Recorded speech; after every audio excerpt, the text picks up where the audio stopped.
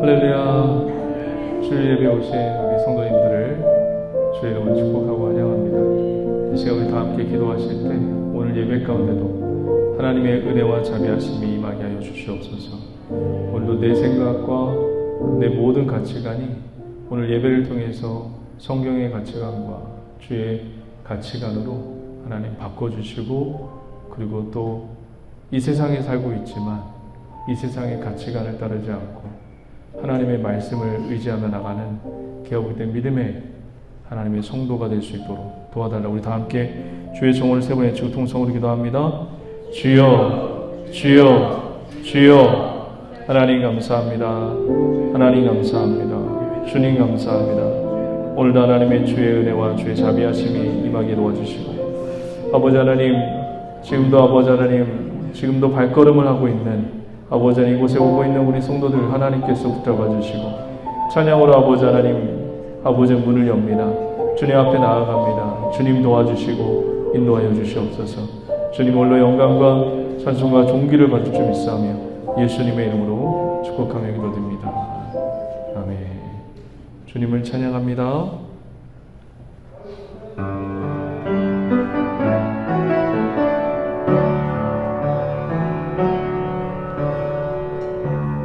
은혜 아니면 살아갈 수가 없네.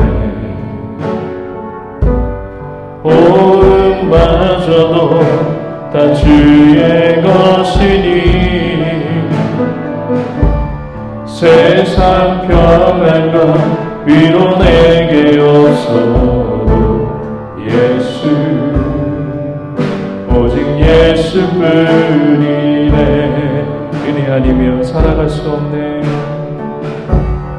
은혜 아니면 살아갈 수가 없네. 호흡마저도 다 주의 것이니 세상 평안과 위로 내게 없어도 예수, 오직 예수뿐이네.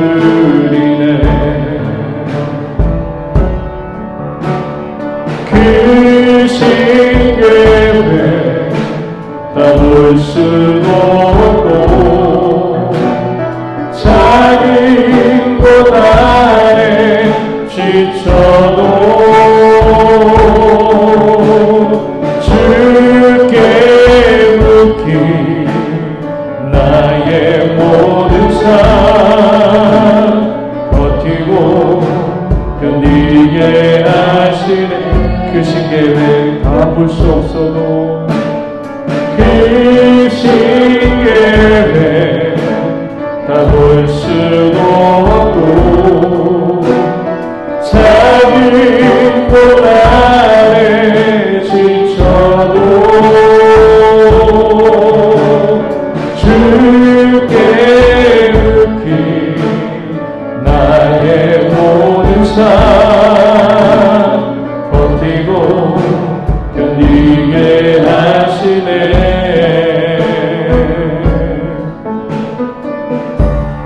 은혜 아니면 살아갈 수가 없네. 나의 모든 것 다 주께 맡기니 참된 평안과 위로 내게 주신 주 예수, 오직 예수뿐. 그 신계획 다 볼 수 없어도 할렐루야. 그 신계획 다 볼 수 없고 작은 곳 안에 지쳐도 주께 묻기 나의 모든 삶 버티고 견디게 하시네.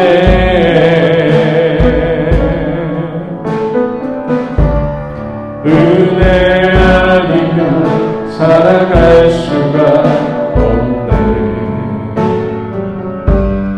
나의 모든 것 다 주께 맡기니 참된 평안과 위로 내게 주신 주 예수,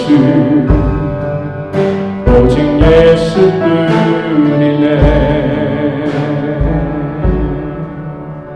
오직 우리의 삶 가운데 예수 그리스도가 중심되기를 주의 이름을 간절히 축복합니다. 우리 예수님께, 그리스도께 영광의 박수를 올려드리겠습니다. 할렐루야. 우리 힘차게 주님을 찬양합니다. 할렐루야.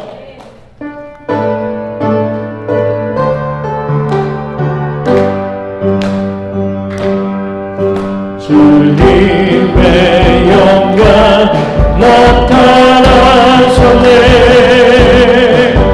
권능으로 임하셨네. 죽음에서 날 살리신 주 성령, 놀라우신 주 하나님. 할렐루야. 주의 나라, 할렐루야 임하소서. 나를 선포하니 나라의 왕 예수, 주의 나라니. 할렐루야. 주의 나라가, 할렐루야. 할렐루야. 주의 나라가, 할렐루야 임하소서.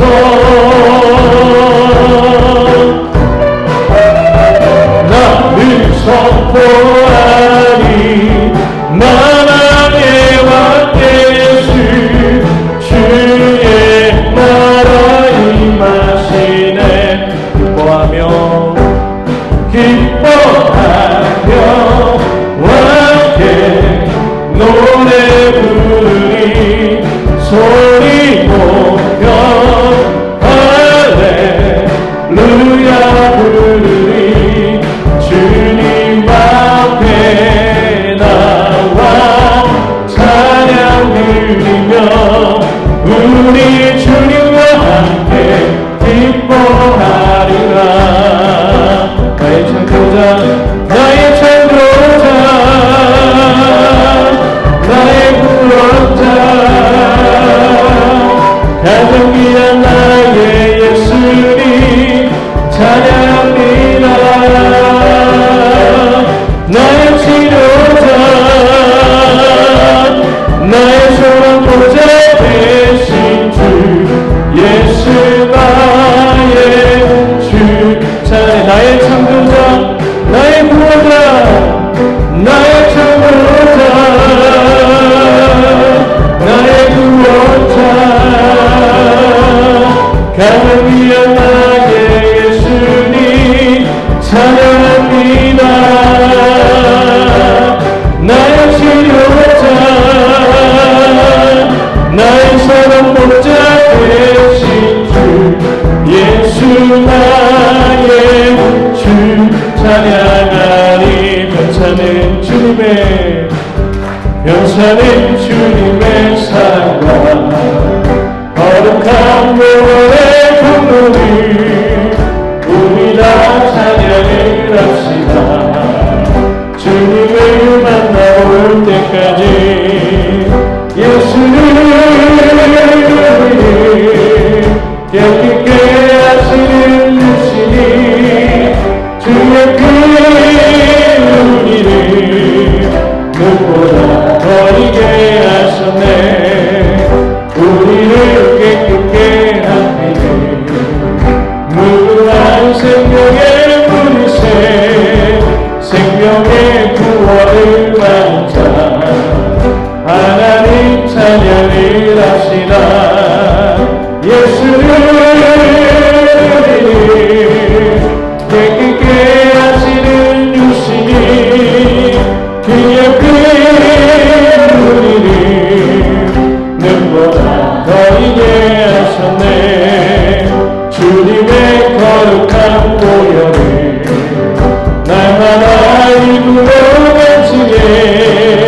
담대히 싸우며 나가세 천국에 들어갈 때까지 예수를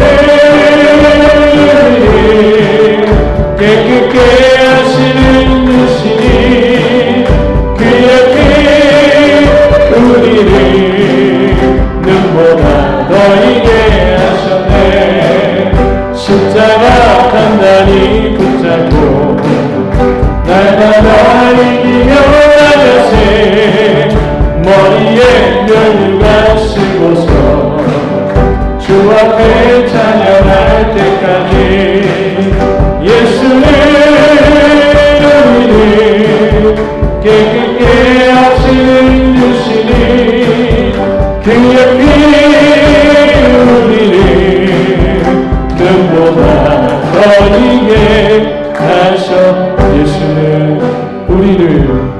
예수는 우리를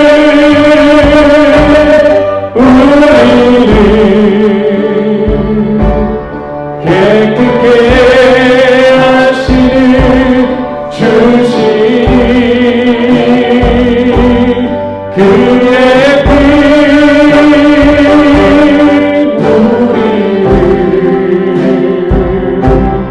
눈보다 더이게 하셨네. 우리를 거룩히 하신 주님께 영광의 박수 올려드립니다. 할렐루야 할렐루야 주님을 찬양합니다.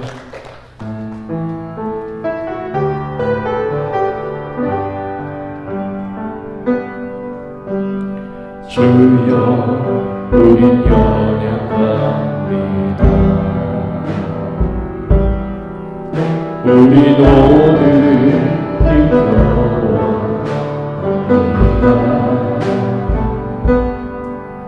주 뜻 이루며 살기에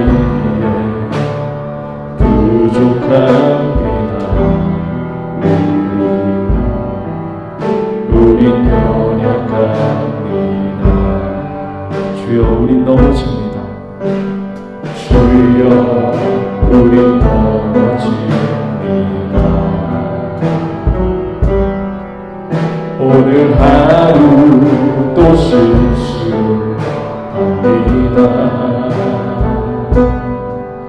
주의 긍휼을 구하는 죄인입니다. 우리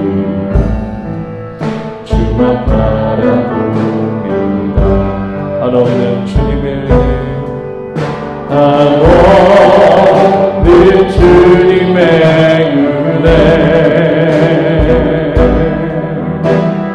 온 세상 위에 넘칩니다. 다른 수 없는 주 영광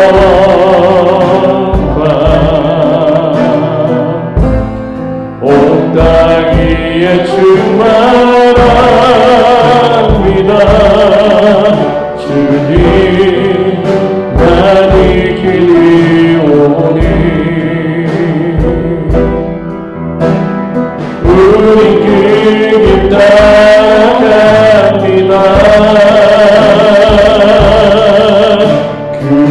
그날에 우리를 이루시리. 주는 완전한 우리 처음부터 피조물로서 주님 앞에 고백합니다. 주여 주여 우리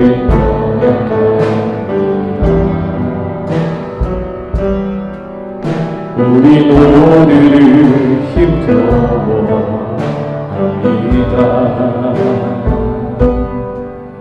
주 뜻 이루며 살기에 부족합니다. 우린 연약한 주여 우린 넘어집니다. 주여 우린 넘어집니다. 오늘 하루 또 실수합니다. 주의 긍휼을 구하리 죄인입니다. 주만 바라고 한없는 주님의 은혜를 찬양합니다. 한없는 주님의 은혜 온 세상 위에 넘칩니다. 가릴 수 없는 주 영광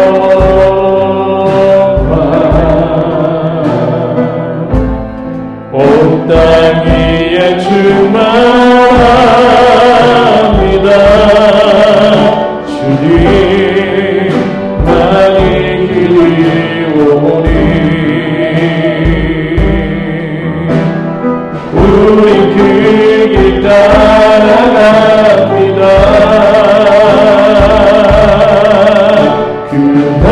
그날에 우리를 이루시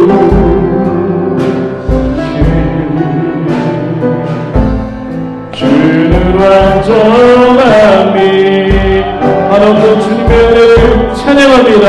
한없는 주님의 은혜 온 세상 위에 넘칩니다. 우리 주 없는 주 영광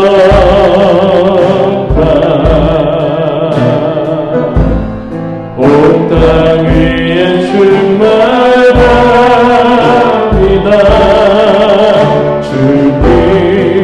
주님만이 길이 오니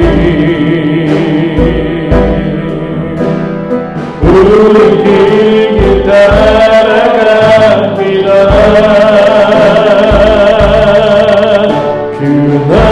그날에 우리를 이루시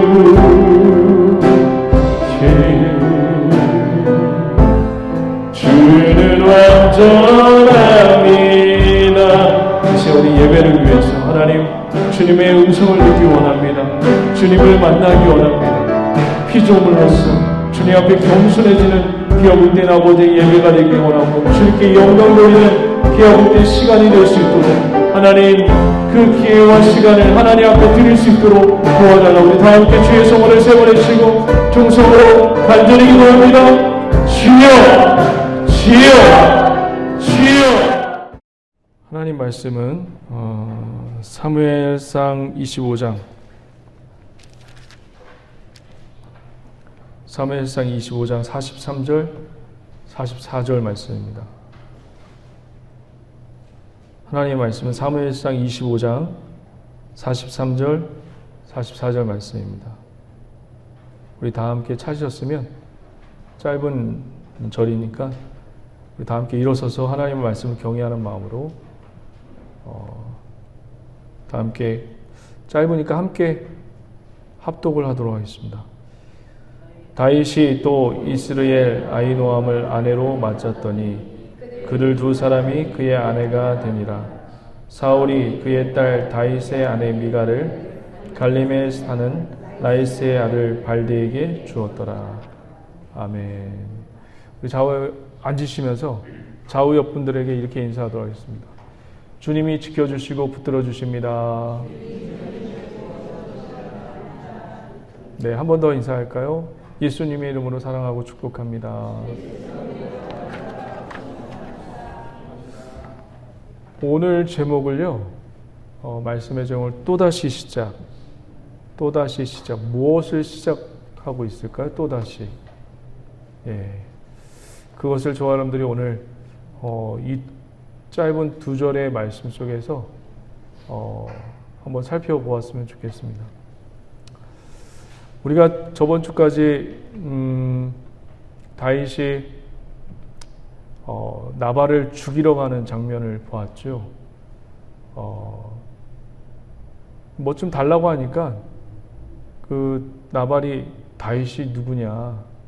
난 다윗도 모른다. 혹시 그 사람 사울에게서 도망쳐 나온 그런 종 아니야? 이런 식으로 다윗의 그 자존심을 뭉개버리죠. 그래서 다윗이 먹는 것 때문에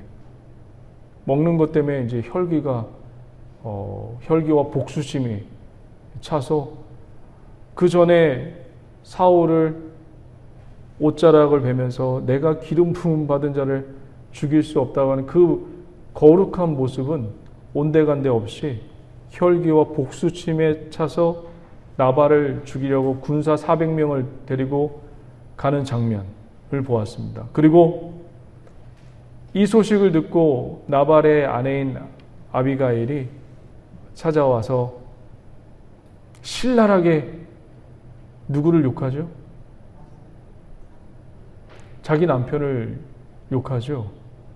어떻게 보면 내 남편은 불량한 사람이에요. 아우, 내 남편은 어리석은 사람이에요. 아우, 내 남편은 욕심쟁이에요. 돈밖에 몰라요. 그러니까 그런 사람은 상대하지 말고 다윗이여 노를 부소서. 여러분 한번 이게 성경이니까 이렇게 읽지. 여러분 한번 우리가 인생살이에서 한번 보자고요. 평생을 살아왔던 남편이에요. 같이 한평생을 살아왔던 남편이란 말이죠. 어떻게 그 남편을 지금 군사 400명이 다윗이 군사 400명을 데리고 온 집안을 멸절하러 오고 있는 중에 본인만 살려고 어쩌면 다윗에게 아부하는 모습으로 보입니다. 부부의 윤리로 보면, 부부의 윤리, 그러니까 부부의 도덕적 가치로 보면 이게 해석이 안 돼요. 어떻게 이럴 수가 있지? 같이 산 남편을 저렇게 짓밟고 그리고 불량한 사람이라고 얘기하고 어리석은 사람이 얘기하고 돈밖에 모르는 어리석은 사람이라고 그렇게 얘기하면서 자기 혼자 살려고 하는 모습이 보여요. 이것을 그래서 우리는 윤리적으로 도덕적으로 읽으면 안 돼요. 성경을 많은 분들이 읽을 때 굉장히 윤리적으로 읽고 도덕적으로 읽고, 성경을 읽으면 도덕적인 사람이 된다, 착한 사람이 된다? 아니요. 성경을 읽으면 어떤 사람이 되나요? 그리스도를 따르는 사람이 됩니다. 믿으십니까? 우리는 이 성경은 여러분들을, 저와 여러분들을 도덕적이고 윤리적으로 착한 사람을 만드는 데 목적이 있지 않아요. 누구를 따르는 사람으로 만드는 거죠?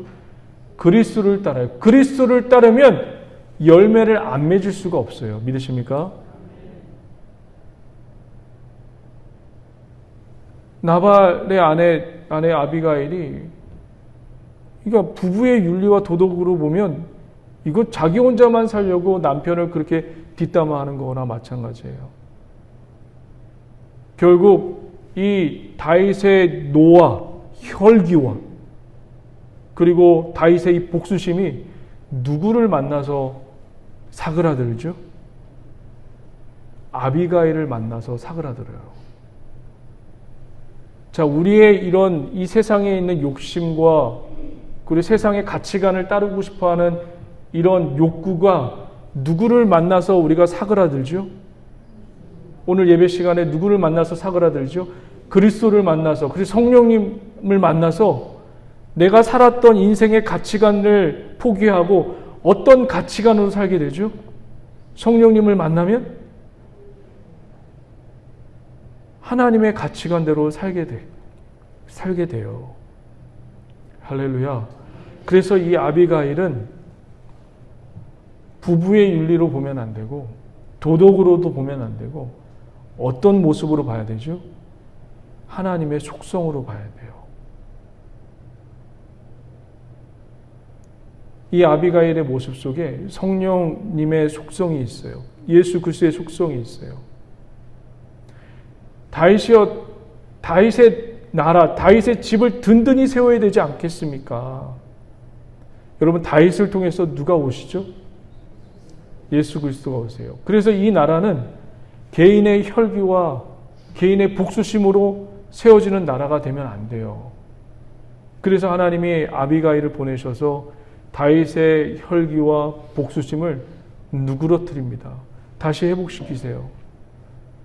저는 저와 그리고 여기 있는 앉아 계시는 우리 성도님들, 여기 있는 모든 분들이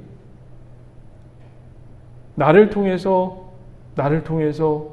상대방의 혈기와 복수심과 악한 마음과 악한 감정들이 녹아질 수 있는 통로가 되기를 주의 이름으로 간절히 축원드립니다. 나만 보면, 우리 집사님과 우리 장로님과 권사님만 보면 생겨났던 혈기와 분노와 복수심이 사그라들 수 있는 그런 은혜가 임하기를 주의 이름으로 간절히 축원드립니다. 아니면 내가 그런 사람을 만날 수 있는 축복을 달라고, 그런 사람이 내 주위에 많아질 수 있도록, 아니면 내가 그런 사람이 될 수 있도록 하나님께 기도하는 저와 여러분 되시길 주의 이름으로 간절히 축원드립니다. 자, 보세요. 이게 25장의 내용이에요. 그래서 나발이 열흘 후에 죽었어요. 다윗이 나발을 만약에 죽였다고 한번 생각해 보세요. 어떤 일이 벌어졌을 것 같아요?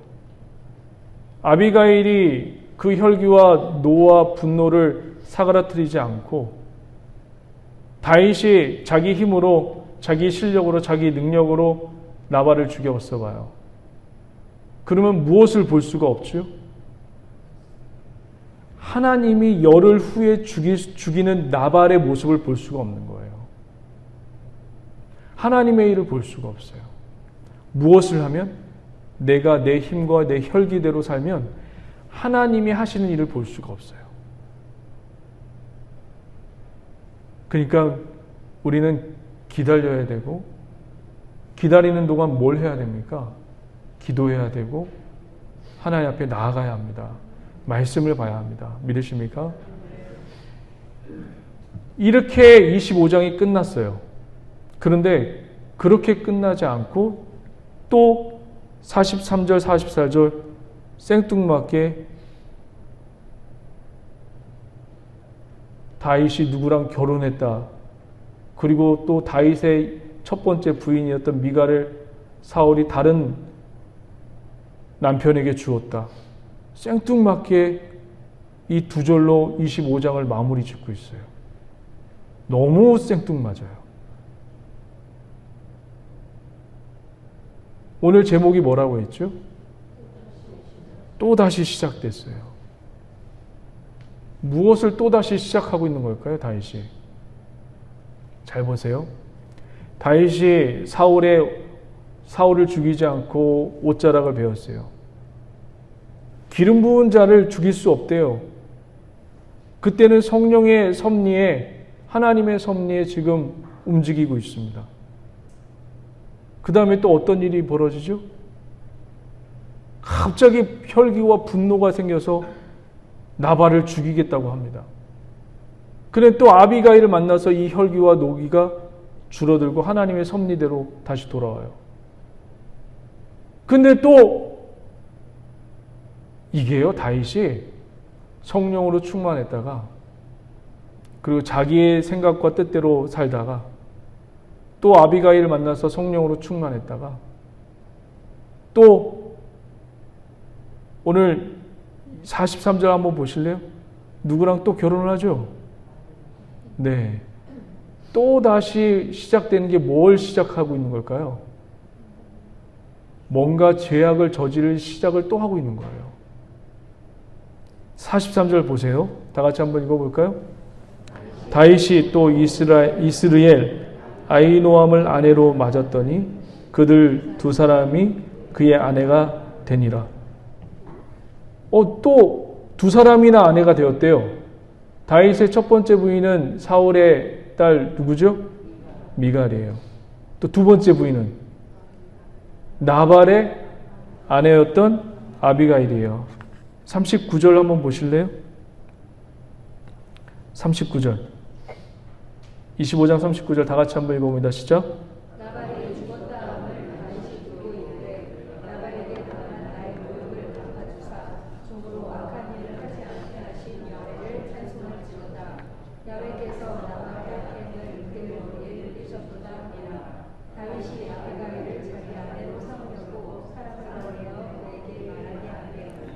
다윗이 누구를 아내로 삼았어요? 아비가일을 아내로 삼습니다. 그런데 25장이 끝날 쯤에 또 누구를 아내로 삼아요? 아히노암을 아내로 삼습니다. 왜 이렇게 자꾸 아내를 삼는 것을 보여줄까요? 자, 저를 한번 보세요. 다윗이 아비가일과 나발의 아내 아비가일과 아히노암 사랑해서 결혼했을까요?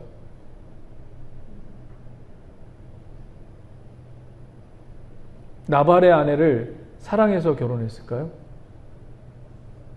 나발은 어떤 사람이라고 얘기했죠? 부자예요. 부자. 부자는 그 지역의 어떤 사람이죠? 유지예요. 유지. 잘 보세요. 지금 다윗이 사울에게 쫓기면서 세상의 가치관을 지금 조금씩 배우고 있는 거예요.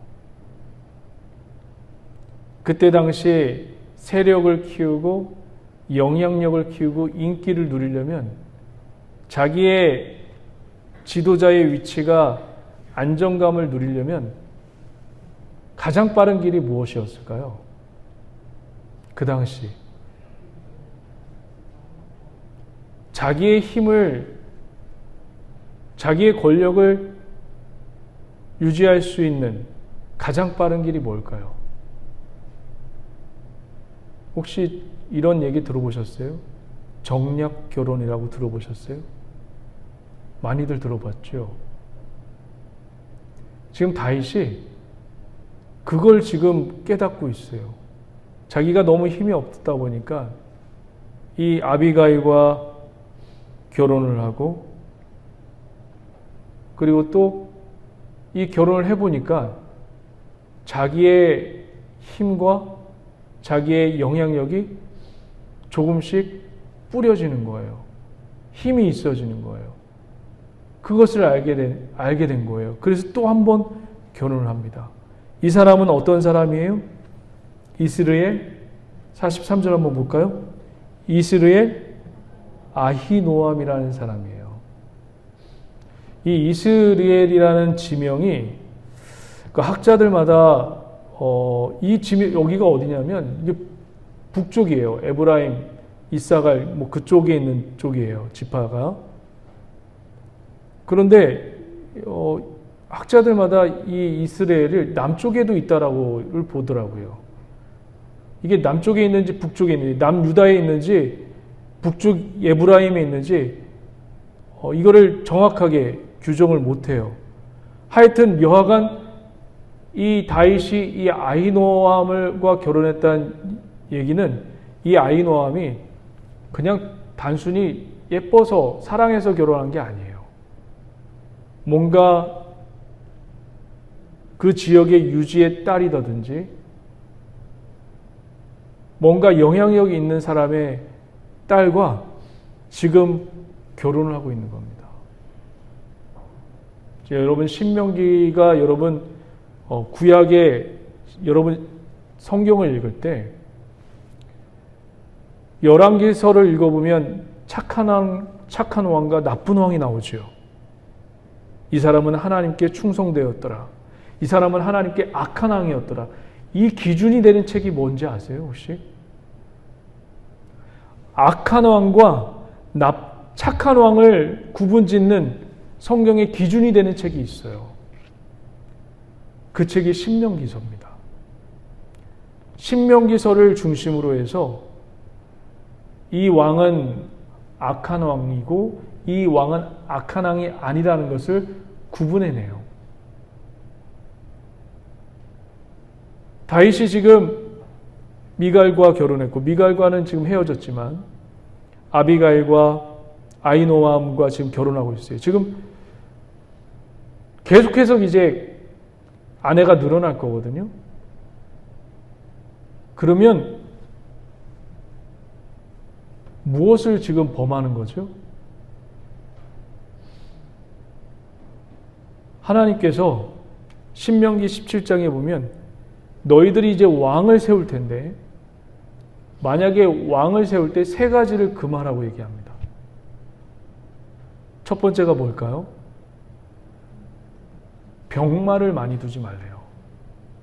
군사를 의지하지 말래요. 군사를 의지하지 말라는 얘기는 누구를 의지하라는 얘기죠? 하나님을 의지하라는 얘기입니다. 두 번째는요. 은, 금을 많이 두지 말래요. 은, 금을. 그리고 세 번째가 뭘까요? 아내를 많이 두지 말래요. 우리 한번 그 말씀 한번 볼까요? 신명기 17장.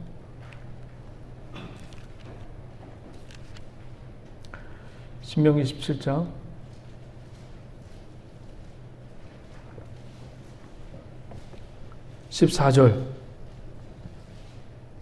14절에서 17절 한번 꼭 보셔야 돼요. 14절 제가 읽어드릴게요. 내가 내 하나님 야훼께서 내게 주시는 땅에 이르러 그 땅을 차지하고 거주할 때에 만일 우리도 우리 주위의 모든 민족들 같이 우리 위에 왕을 세워야 하겠다는 생각이 나거든. 15절 다 같이 시작. 반드시 내 하나님 야훼께서 택하신 자를 내 위에서 왕으로 세울 것이며 내 위에 왕을 세우려면 내 형제 중에서 한 사람을 할 것이요 내 형제 아닌 한 왕을 내 위에 세우지 말 것이며 16절 그는 병마를 많이 두지 말 것이요 병마를 많이 얻으려고 그 백성을 애굽으로 돌아가게 하지 말 것이니 이는 야훼께서 너희에게 이르시기를 너희가 이후에는 그 길로 다시 돌아가지 말 것이라 하였습니다. 그에게 아내를 많이 두어 그의 마음이 미혹되게 하지 말 것이며 자기를 위하여 은금을 많이 쌓지 말 것이다. 세 가지를 금합니다. 이 세 가지를 다 깨버린 대표적인 왕이 누구죠? 이 세 가지를 다 깨버렸어요. 하나님의 말씀을 다 깨버렸어요. 어떤 왕일까요? 솔로몬입니다. 솔로몬은 은금을 많이 두었고 그리고 병마를 많이 두었고 아내를 많이 두었습니다. 후궁이 700명이요 첩이 300명입니다. 다윗은 정략 결혼을 통해서 지금 힘을 지금 부풀려 가고 있는 거예요. 이게 왜 문제가 되냐면 43절에 보면 이스라엘 사람 누구라고 나와 있죠? 아히노암이라고 나와 있어요. 이 아히노암의 아들이 누구일까요? 지금 여기는 나와 있지 않지만 뭔가 암시해 주고 있는 거예요. 뭔가 또다시 시작되고 있는 거예요. 죄악이 시작되고 있는 거예요. 아히노암의 아들이 암논이에요. 암논. 이게 왜 중요하냐면요. 지금 이것을 읽고 있는 그 당시 독자들, 구약시대의 독자들은 이걸 보자마자 연상되는 사건이 있어요. 어떤 것이 연상이 되냐면 다윗이 여러분 우선 이 사건을 먼저 얘기해 드릴게요. 암논의 사건을 먼저 얘기해 드릴게요. 아히노암을 통해서 암논을 낳거든요. 근데 이 암논이 성장하면서 누구를 너무 사랑하게 돼요. 누구를 사랑하게 되냐면 압살롬의 동생인 다말을 사랑하게 됩니다.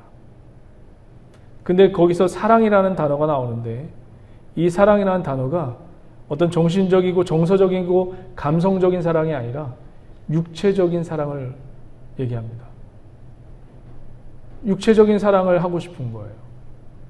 어느 날 다윗이 아들들이 잘 있나 이렇게 돌아다녀 봅니다. 왕궁에 순찰을 하죠. 근데 첫째 아들이 안 보여요. 이놈이 첫째 아들이거든요. 암논이. 아히노암의 아들이 첫째 아들이에요. 암논이 안 보여요. 야, 첫째 아들 장남 어딨냐? 그랬더니 지금 아파서 누워 있다는 겁니다. 왜? 왜 아파? 한번 가봐야겠다. 누워 있는 거예요. 진짜로 가보니까 누워 있어요. 며칠째 밥도 못 먹고. 그래서 왜 그러냐? 왜 아프냐? 이렇게 물어보니까 여기 그냥 나을 거예요, 아버지. 그런데 좀 청이 있어요. 무슨 청? 압살롬의 누이 다말이 나에게 와서 요리를 해주면 좀 마음이 산뜻하고 좋아질 것 같아요. 그래? 알겠다. 그 어려운 청도 아니네. 그래서 다윗이 자기의 힘과 지위로 다말에게 명령해서 야, 네 첫째 오빠 장남이 지금 아프다고 하니까 가서 과자도 만들어주고 먹을 것 좀 줘라 합니다. 근데 열심히 만들었어요, 다말은. 그런데 이 암논이 자기의 힘으로 남자니까 성폭행을 저지릅니다. 이 다말이 굳고 얘기합니다.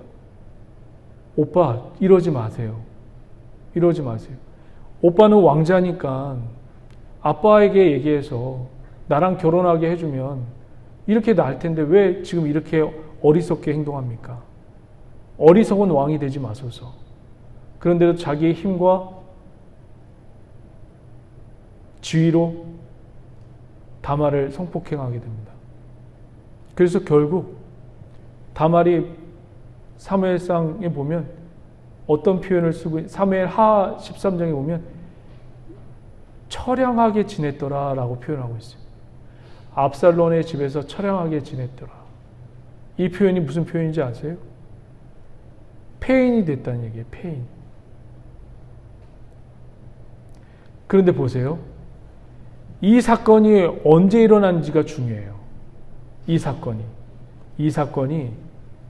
다윗이 밧세바를 범하고 우리아를 이 범죄한 것을 덮기 위해서 우리아를 자기 부하인 충성스러운 부하인 우리아를 죽인 후에 벌어진 사건이에요. 이 사건이. 다윗이 밧세바를 범해요. 그리고 충성스러운 부하인 우리아를 죽여버리죠. 여러분, 우리아를 보면서 많은 것을 저와 여러분들이 느껴야 합니다. 다윗은 하나님께 충성하지 않았어요. 그런데 그의 육신의 이방인인 해족 속인 우리아는 누구에게 충성을 다하죠? 다윗에게 충성을 다해요. 이것은 하나님이 다윗에게 깨닫게 해주는, 그리고 이것을 읽는 독자들에게 유대의 선민 사상을 버리라고 하는 경고의 메시지도 있어요. 이 이방인 헷 사람인 우리아가 다윗에게 충성하는 모습을 보고 너는 하나님께 충성하지 않은데 이 이방 사람인 우리아는 너에게 충성하는 모습을 보면서 우리 믿는 사람으로서 어떻게 살아야 될지를 우리아를 통해서도 보여주는 메시지이기도 합니다. 그러니까 이게 뭐예요? 지금 우리가 보고 있는 그냥 단순히 이스라엘 사람 아히노암과 결혼했다는 이 메시지는 단순한 메시지가 아니에요. 불과 이제 몇십 년 후에 벌어질 일들이에요. 무엇이? 죄악이. 참 아이러니하지 않아요? 밧세바를 범하고 다윗이 그리고 나서 영적으로 무감각해지고 영적으로 어두워지니까 이 암논이 누구를 이용해서 다말을 성폭행하게 되죠? 암논이 아들이 영적으로 어두워진 아버지를 이용해서 다말을 성폭행하게 됩니다. 그러니까 이 두 절에 어마무시한 메시지가 담겨져 있는 거예요. 다윗의 미래를 볼 수 있는 거죠. 또다시 시작되고 있습니다. 무엇이? 죄악이 시작되고 있는 거예요.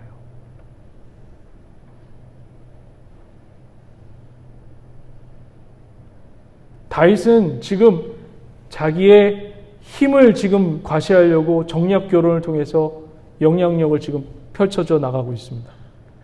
그런데 그게 지금은 좋아 보이는데 나중에 어떻게 다시 자기에게로 돌아와요? 나중에 자기에게 죄악으로 돌아오고 있어요. 창끝으로 돌아오고 있어요. 그거를 다윗이 지금 못 봐요. 안타까운 현실이에요. 우리도 그럴 수 있어요. 저도 그럴 수 있고 우리도 그럴 수 있어요. 지금은 좋은데, 지금은 좋아서 결정한 그 일이 나중에는 그것이 창끝이 되어서 나에게 돌아올 때가 있습니다. 그러니까 우리는 어떻게 살아야 돼요? 끊임없이 우리는 피조물이에요. 피조물에 불과해요. 피조물이 어떤 사람입니까? 늘 죄악의 DNA를 갖고 있는 사람들이 우리입니다.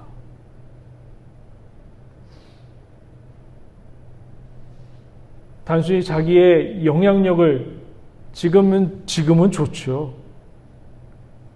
지금은 좋죠. 그런데 나중은 자기에게 창끝이 되어서 돌아오는 그것을 지금 다윗은 보지 못하고 있어요.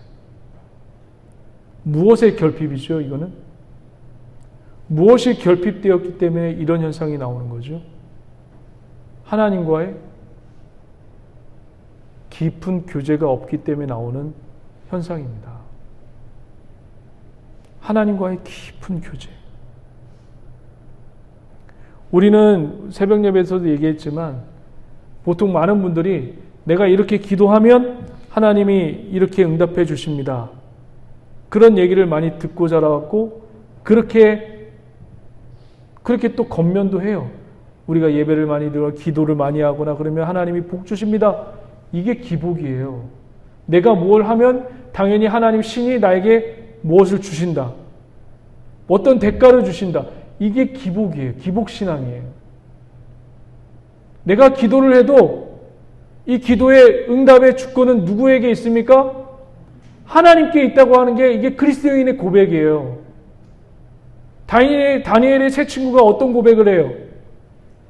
우리가 풀무불에 들어갈지라도 살리시기도 하지만 만약에 죽이시기도 해도 그건 하나님의 뜻입니다.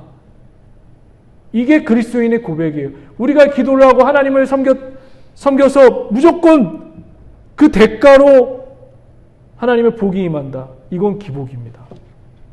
이게 기복주의 신앙이에요. 기도의 응답과 주권은 누구에게 있습니까?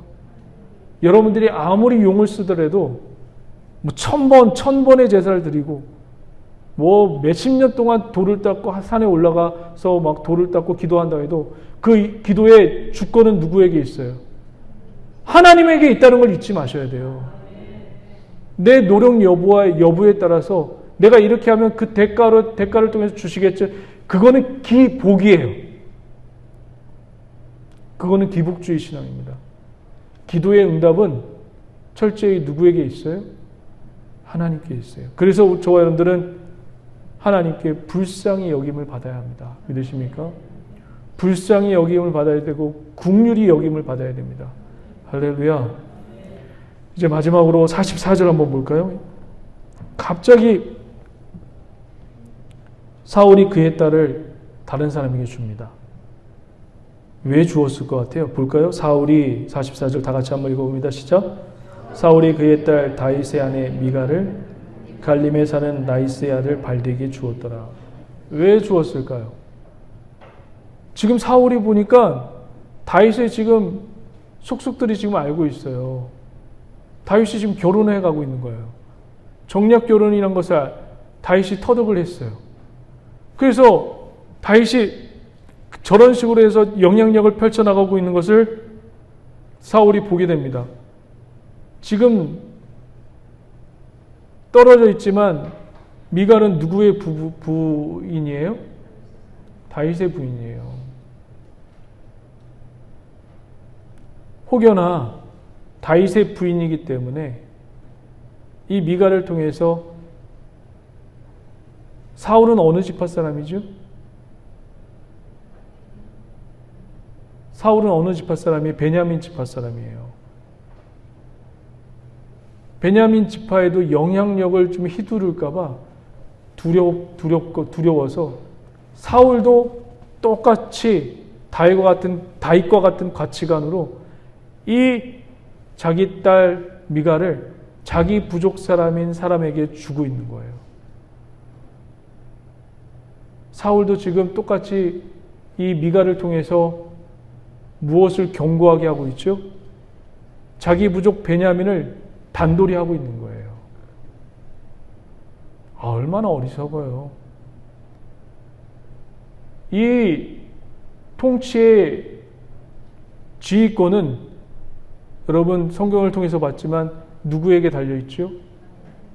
하나님에게 달려있어요. 사람에게 있지 않습니다. 믿으십니까? 그런데 여기서 끝나는 게 아니라 사울이 자기 딸 미갈을 다른 사람에게 줬구나. 여기서만 끝내면 안 돼요. 왜냐하면 이것을 읽는 독자는 나중에 이 미갈을 다윗이 어떻게 하죠? 우리 한번 그 절을 한번 찾아봅시다. 사무엘하 3장을 한번 볼까요? 사무엘하 3장에 보면 다윗이 이제 유다의 왕이 돼요. 이제 남북으로 갈려졌어요. 남유다와 북이스라엘로 갈려졌습니다. 사울이 죽었어요. 사울의 아들 요나단도 죽었습니다. 그래서 사울의 작은 아들인 이스보셋이 왕이 돼요. 그런데 다윗의 영향력이 지금 막강하거든요. 사울의 그 다음 왕인 이스보셋은 힘이 없어요. 다윗은 아주 유다의 왕이지만 굉장한 힘을 가지고 있습니다. 다윗이 이렇게 얘기합니다. 14절 한번 볼까요? 14절 다 같이 한번 읽어봅니다. 다윗이 사울의 아들 이스보셋에게 전령들을 보내 이르되 내 처 미갈을 내게로 돌리라. 그는 내가 전에 블레셋 사람의 포피 100개로 나와 정혼한 자니라 하니 이스보셋이 사람을 보내 그의 남편 라이스의 아들 발디엘에게 그를 빼앗아오매 그의 남편이 그와 함께 오되 울며 바울함까지 따라왔더니 아브넬이 그에게 돌아가라 하매 돌아가니라. 무슨 얘기예요? 사울이 결혼시켰어요. 미갈과. 그런데 굉장히 부부간의 정이 깊었나 봐요. 다윗과는 달리. 이 미갈을 다윗이 유다 왕이 되고 나서 사울의 아들이었던 이스보셋에게 요청합니다. 미갈을 돌려보내라. 그래서 할 수 없이 다윗이 그때 조그만 나라였지만 힘과 영향력이 너무 세서 이 미갈을 돌려보냅니다.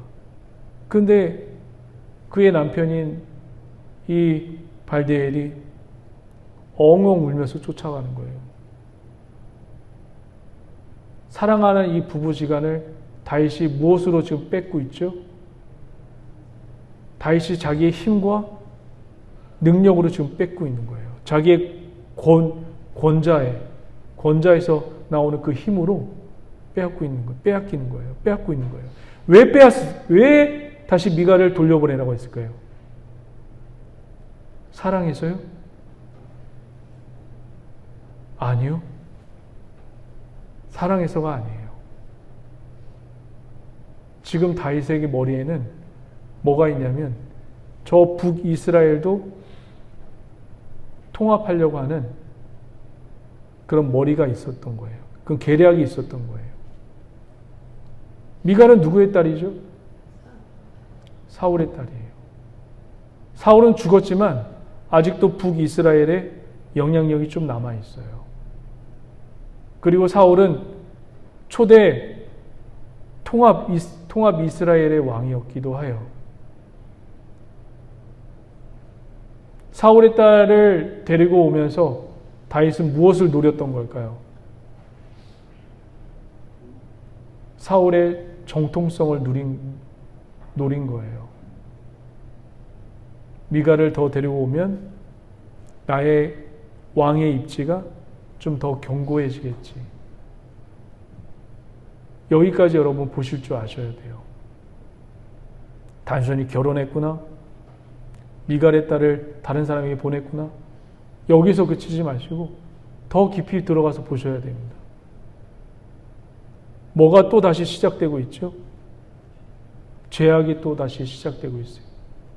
죄악이 다시 시작되니까 하나님이 이것들을 하나하나씩 계수하셔서 이것들로 인해서 나중에 다윗을 다시 한번 징치하십니다. 이것이 다윗에게 다시 칼끝으로 다가와요. 여러분, 이것만 하고 마치도록 하겠습니다. 창세기에 보면 가인이 누구를 죽이죠? 자기 동생 아벨을 죽입니다. 그러면 사람을 죽였으면 사람을 죽인 자를 뭐라고 부르죠? 가인이 살인자이기 때문에 살인한 걸까요? 아니면 죄인이기 때문에 살인한 걸까요?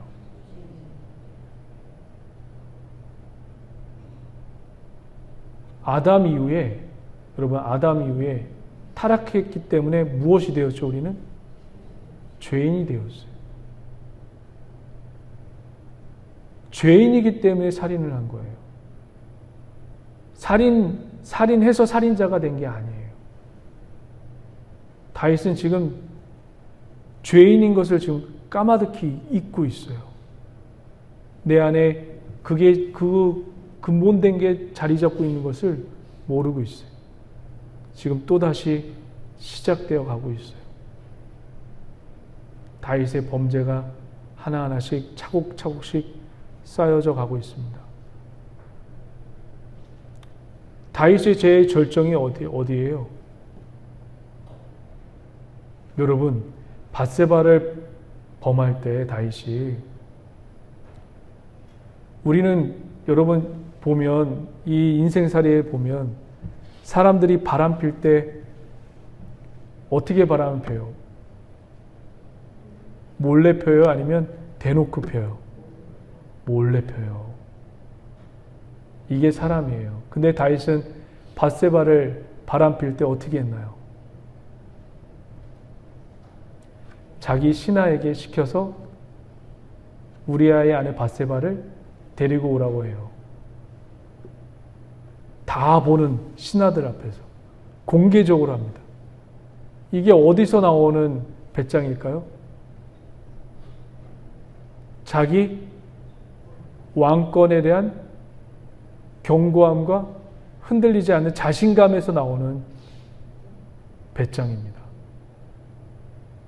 이 왕권의 힘은 어디서 나온 거예요? 사실 하나님이 주신 건데, 자기가 옥상 위를 거닐면서 무슨 생각을 했을까요? 내가 이렇게 했구나. 나의 실력과 능력으로 이렇게 했구나. 왜냐하면 느부갓네살도 그렇게 했거든요. 옥상을 지붕을 돌아다니면서 이거 내가 했구나. 분명히 다니엘을 통해서 경고의 메시지를 들었단 말이에요. 그런데도 1년 후에 느부갓네살은 이거 내가 했구나. 그래서 미쳐버리잖아요. 그래서 왕위에서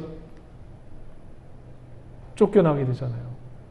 그리고 7년 후에 하나님이 새로운 정신을 부어주셔서 느부갓네살이 깨달은 게 뭐예요?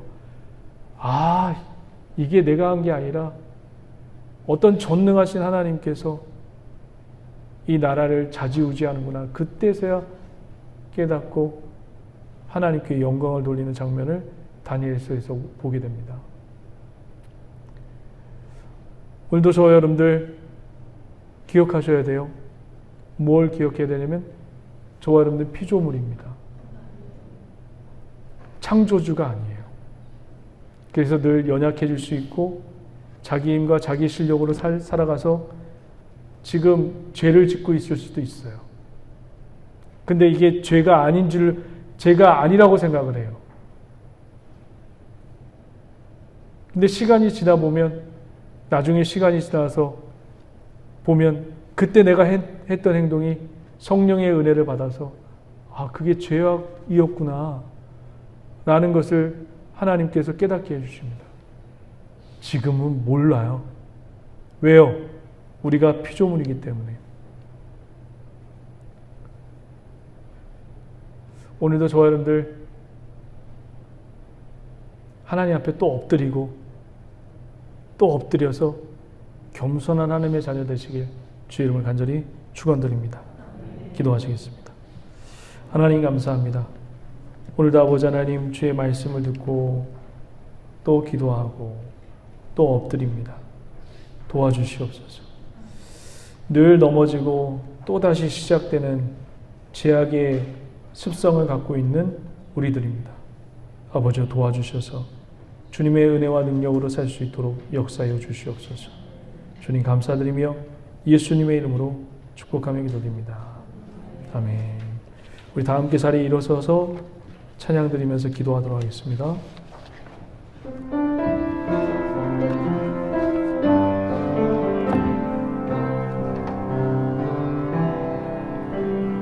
빛을 잃고 한숨 가득한 삶 주님이 부르시네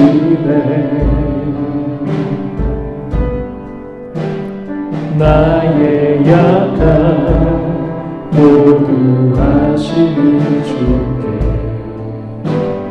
내 신을 벗습니다. 낙심하고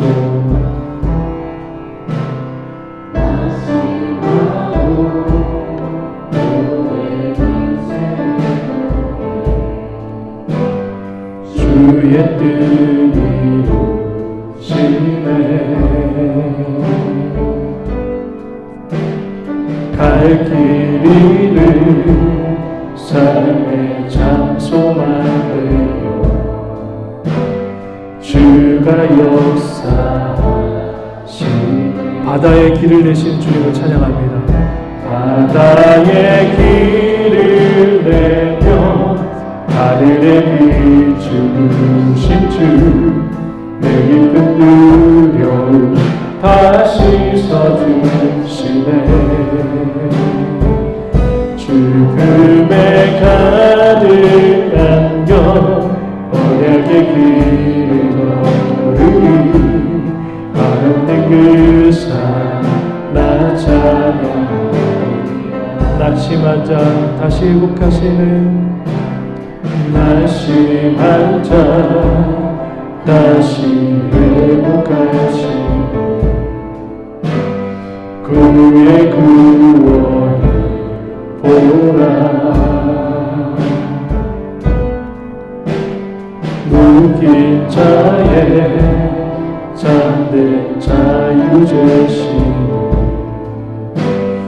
귀신 주의를 찬양 바다의 길을 내며 할렐루야 바다의 길을 내며 하늘에 비추신 주 내 깊은 두려움 다시 서주시네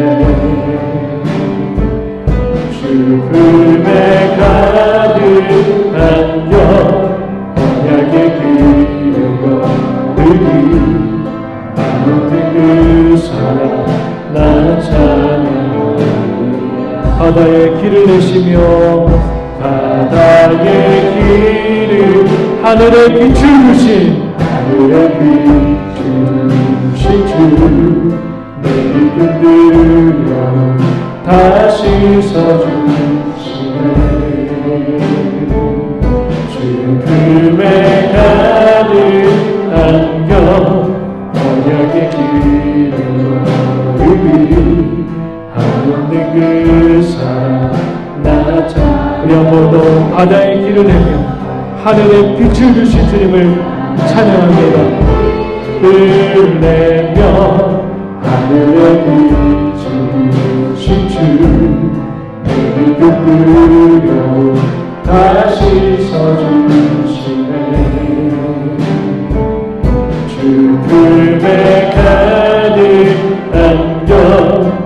언약의 길을 걸으니 남은 그 사랑 나를 찾아오리라.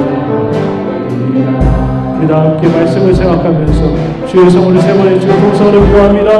주여 주여 주여. 할렐루야 할렐루야. 영원하신 주님을 찬양합니다. 우리와 함께 하신 주님을 찬양합니다. 우리의 죄악을 살피시고 우리의 죄악을 용서하시고 아버지 하나님 우리와 지금도 어떻게 살고자 원하게 하시는 주님을 의지합니다. 아버지 도와주시옵소서. 하나님 도와주시옵소서. 내 힘으로 살지 않게 하시고 내 능력으로 살지 않게 하시고 내 지혜로 살지 않게 하시고 하나님의 지혜를 유지하게 하시며 오직 주님만을 의지하며 나가는 귀여운 믿음의 자녀를 주시고 역사해 주시옵소서.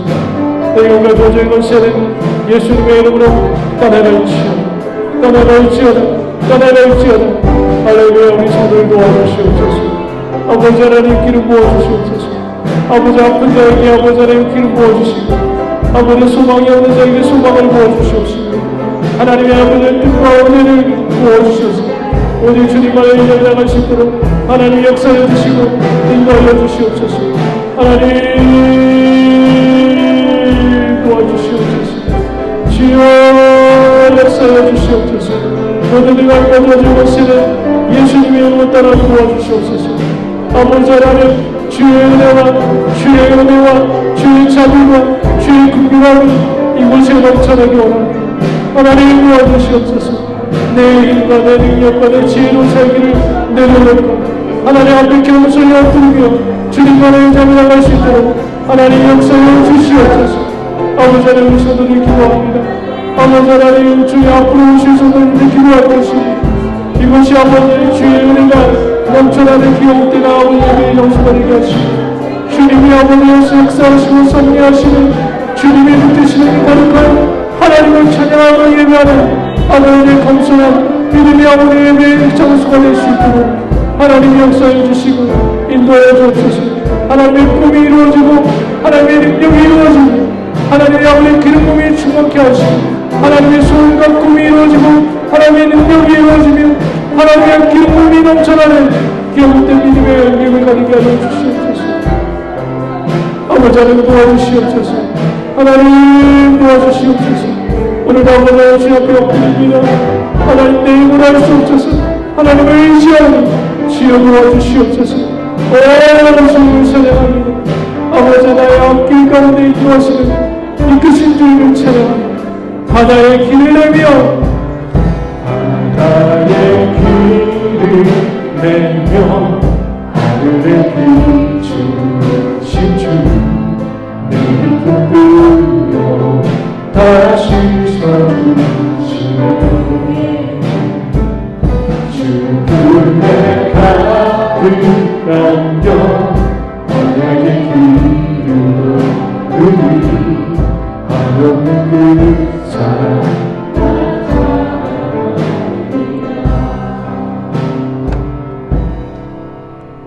아프신 분은 아픈 곳에 손 얹고 기도합니다. 또 문제가 있는 분은 가슴에 손 얹고 기도합니다. 하나님 도와주시옵소서. 하나님 늘 우리가 주님 죄인이라는 것을 잊지 않게 하시고 죄인 이전에 하나님이 창조하신 피조물이라는 것을 아버지 잊지 않게 하여 주옵소서. 늘 주님의 자리에 앉으려고 하는 이 욕구와 열망과 사단의 유혹은 예수님의 이름으로 떠나갈지어다. 아버지 하나님 손을 얹고 기도한 그곳에 예수님의 피 묻은 손이 얹어지기를 원합니다. 그래서 아버지 병든 것이 깨끗이 치유함받고 회복되어지고 아버지 새 살이 나고 아버지 하나님 주님 안에서 새 창조가 일어나게 하여 주시옵소서.